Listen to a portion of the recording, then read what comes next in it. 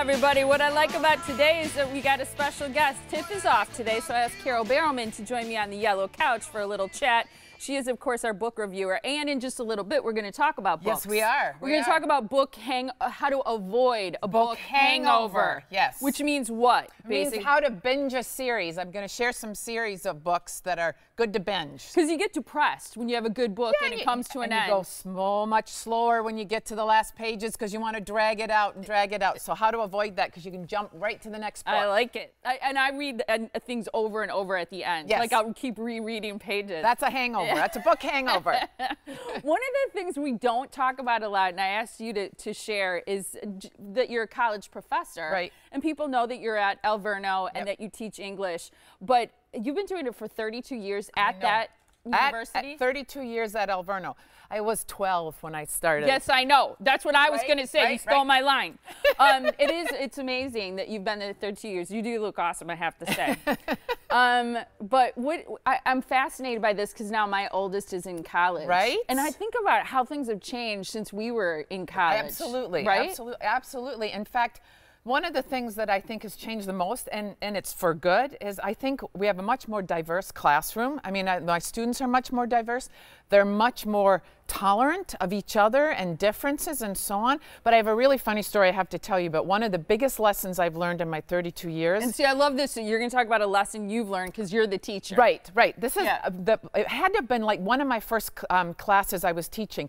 And I was teaching a short story by James Joyce, and I was so prepared. I had spent weeks like practicing the story, and I was going to go in and do this lecture, and I was going to do it in my Scottish accent. Oh, good. Yeah. Right. So I knew you were going to pull that out today. Right. So I figured I would do it in Scottish accent because they really wouldn't know the difference between Scottish and Irish. Anyway, I'm doing this lecture. I'm like performing, you know, the hand gestures, as you can see. And all of a sudden, this young man puts up his hand, and I'm thinking, yes, I've got somebody. I've just he's interested. He's going to ask a question. And so I called on him, and he said, you know, you've got a hair coming out of that mole on your cheek. He did not. He did, I swear to God. In the middle of class. In the middle of class. My first class ever teaching. Dude. So after a little plastic surgery and some therapy, I'm much better. So here's the lesson I learned from this. Just because I'm teaching doesn't mean they're learning. Oh. And it completely revamped my philosophy of teaching. I became much more student-centered. I tried to figure out what do they need, not what I want to give them. Of course, everybody should read James Joyce, but really, what they need to do is learn how to read and read well, rather than whether or not they love who I love. Right. You know? Yeah, that's interesting. Do you when you see a kid who's a success in college, and you know that's a huge transition, I think, from leaving home, being on your own. What is it? Is there a universal truth about kids who seem to be able to manage that well? You know, I think it makes a huge difference about, you know, the foundation we've set at home. I mean, it really does.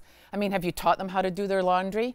Or are they going to come to class in the same pajamas 3 weeks in a row? What I can't get over is people who still wake up. They're the alarm clock for kids in high school. Absolutely. Absolutely. I mean, I think that's kind of stuff happens.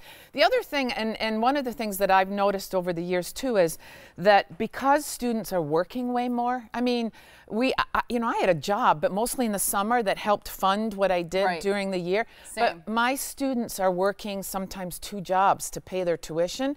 And so I have to take them where I get them. And if that means having to wake them up a little bit in the morning before they start, I got to do that too. In terms of academically in the classroom, I can tell the students, the young people, the young women especially, who have read a lot. It doesn't have to be novels.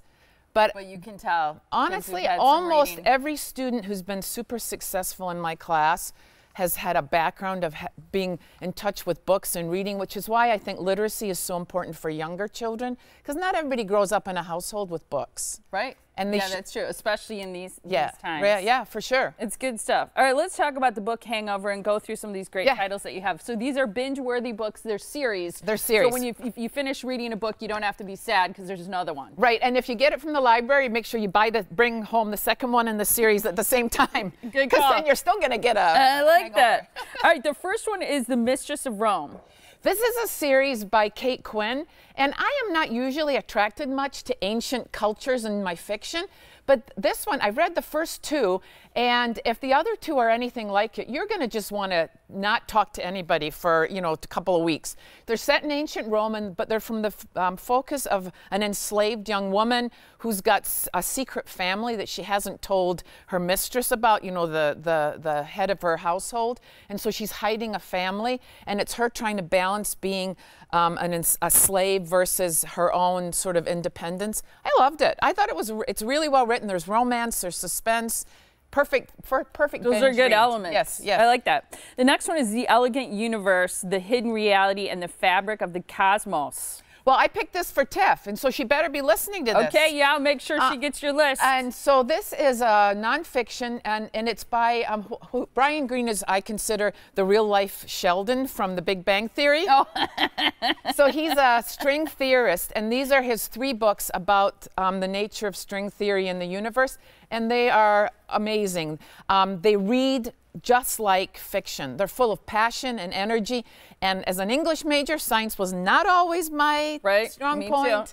So they're wonderful. I highly recommend them. I like that. The next is the series Mysteries. Look at how many she has. Holy smokes. That's all one series? And this isn't even all of them. The newest one that's out right now of this Donna Leon's mystery series Donna Leon is, there's 29 of them. So you are really gonna avoid a bin, you know. Yeah, you're gonna be, you're gonna be reading for a while on that one. They're set in Venice. If you can't travel there, read her books. She immerses you in the culture. And the thing I love most about her main character, Brunetti is the detective's name, is that he's really moral. These are not just books about finding the killer. These are books about what's justice mean. I like that, making good decisions. Okay, just 30 seconds left on each. This one was actually made into a film last year, this Area X series. Annihilation was was a film, and it's highly available. Here's a clip. And I really liked it. It's Natalie Portman, Oscar Isaac. All 3 books are together in acts in that one trilogy. It is really a wonderful series. Sci-fi, fantasy, but really it's all a lot of women main characters. Really good series. And my last series is my Philip Pullman series. This is my go-to. I reread this almost every year. Really? Amazing fantasy series. The Dark Materials. Yes, it's young adult, but works for any reader. Very moral, very exciting, great stories. And is the list of all these series on your website? And it's also always on The Morning Blend. You guys always publish. Yep. You can go to themorningblend.com, watch this. We post the list. You can also go to your website, barrowmanbooks.com. You're on Facebook, Twitter, Goodread. Everywhere. Wonderful list so that you don't get depressed. You got a series of books to keep you binging on books. Wonderful to see you. Thank you. Thanks for joining me for chat. It was awesome.